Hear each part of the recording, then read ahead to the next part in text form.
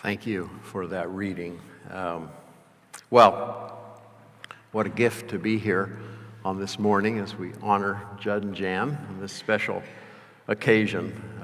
These are two of our best friends, as you probably know, as we've worked with them and done a lot of other things with them for many, many years. But their work over the years, their ministry, has had a huge impact on us, on all of us, and we're just grateful that the sanctuary can be named in their honor.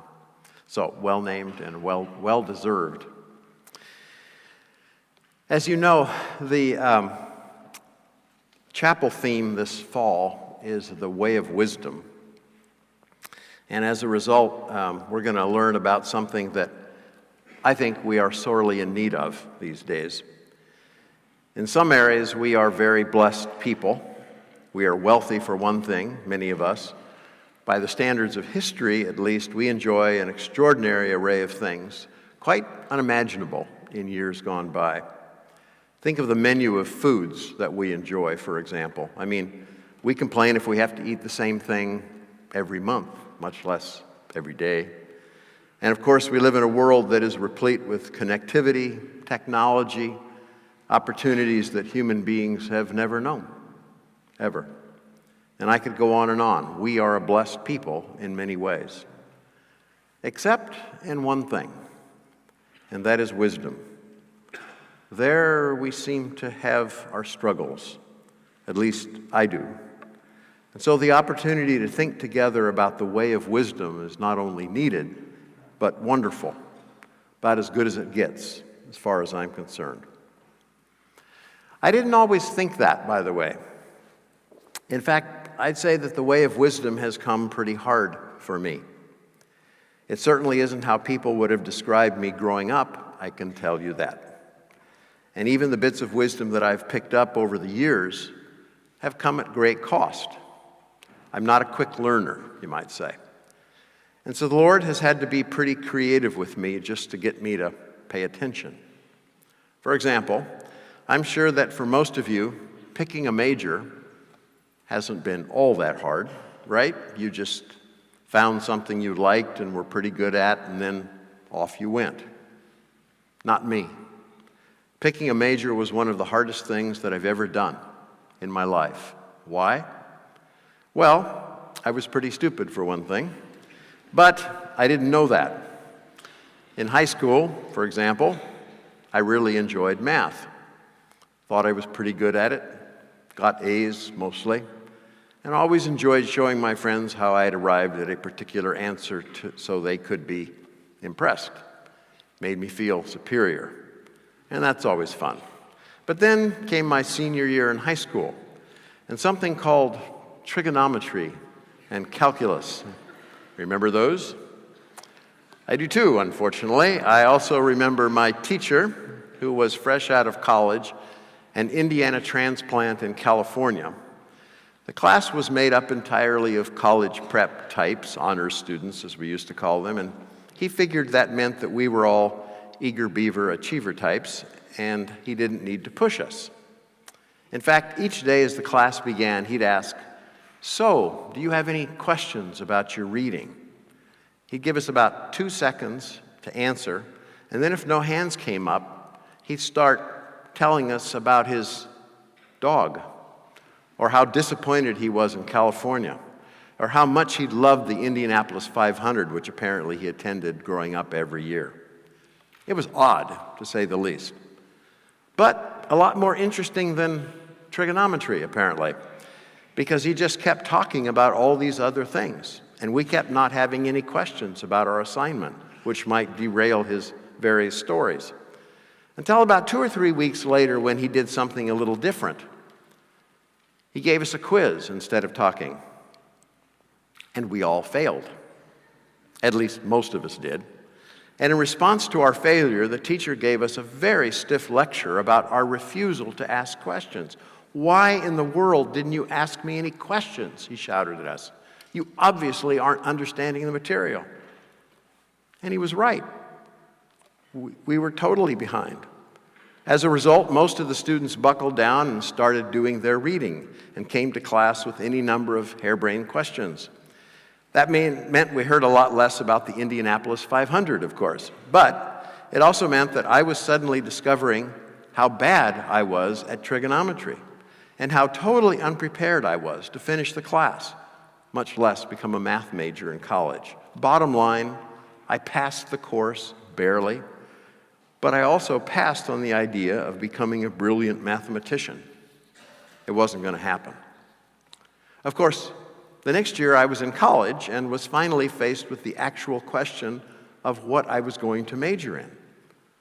But unfortunately, nothing changed.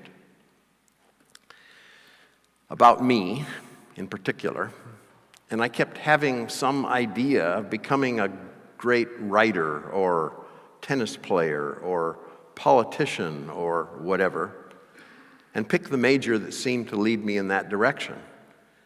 And it all seemed to make sense at the time, but it never worked. I wasn't very happy with my decisions, for one thing, but I kept running into things that made me question my career choice, like the coach that kicked me off the team. That made me wonder about being an athletic star in the future. Or the political scientist who said I didn't have a political brain in my body. So, what did I do? Well, I had a car accident, which all of you have heard about, and that turned me around about 180 degrees in terms of my faith. For the first time in my life, I really did make a serious effort at following Christ, being faithful, you might say, and attempting to do that which He was calling me to do. But it didn't solve the problem of what to major in, interestingly. In fact, it made it worse.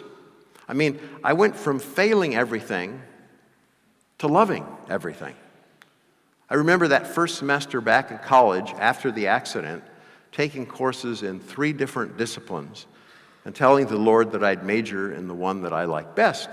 He laughed, and I wound up changing my mind on a daily basis.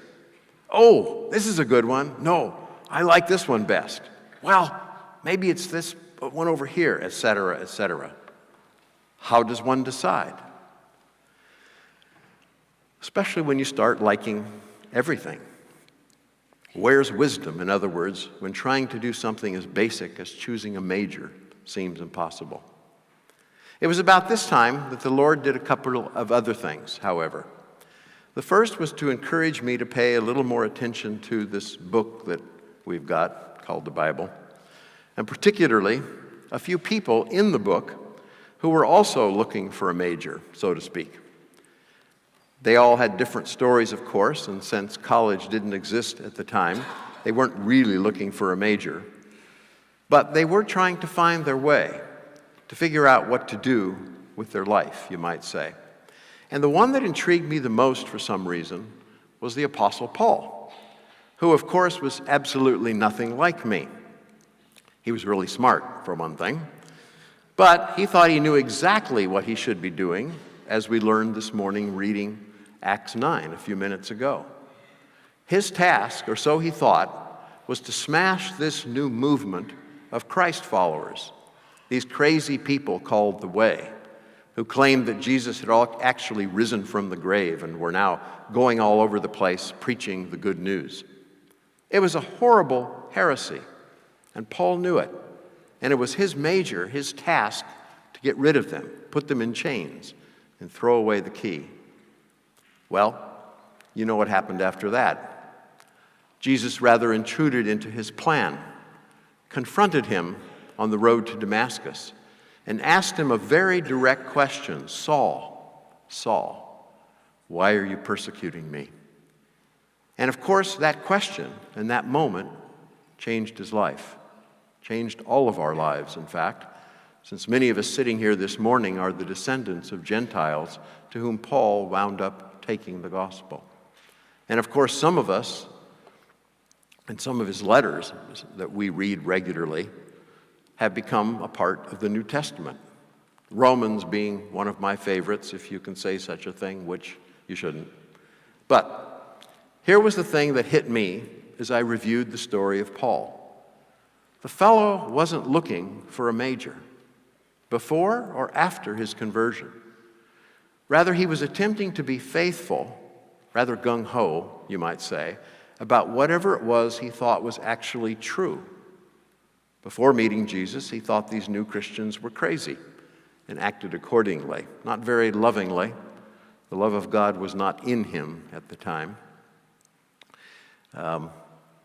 but consistently, according to what he knew and believed. After he met Christ, of course, everything changed. His life, his name, his direction, except one thing, you might say. He remained obedient, faithful to that which he believed and now knew was the truth. And what hit me is I was sitting there in college trying to figure out what my major was going to be, was that this was exactly what the Lord was calling me to do as well. Stop worrying about what your major is, Stan, my man, and just be faithful. Faithful to the one who met you on your road to Damascus, which in my case was Route 1 in California, and faithful to whatever he is teaching you in each one of these classes that you're trying to discern as a possible major. In other words, stop worrying about what you're going to become sometime down the road. I'll take care of that. And start worrying about what you're actually learning right now, regardless of what class you're taking. Learn and live accordingly. And let me take care of the rest. Which he did, by the way, sending me in a direction I would never have imagined career-wise, but also giving me someone who would become my teacher in this matter of what to major in. The wise one in my life, as I would eventually come to call her, not because of what she said. She was prone not to tell me anything when it came to matters of advice, but what she did. And what she did, and what she has done almost every day since we met and got married, in fact, is just be faithful with what she's given. Sort of like Paul, actually, but with a few less words, you might say.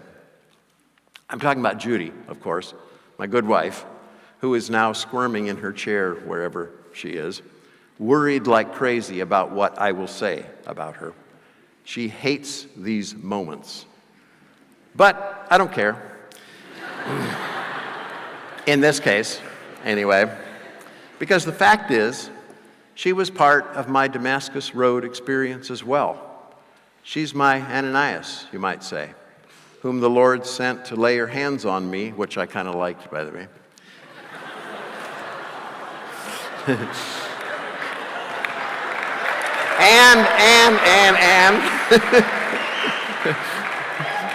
and open my eyes so that I could see.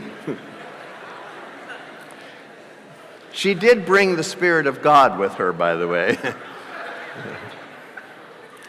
And through her and with her, I began to see him at work. One example among many is how she chooses things, whether it's a major or a job or anything else for that matter. She doesn't.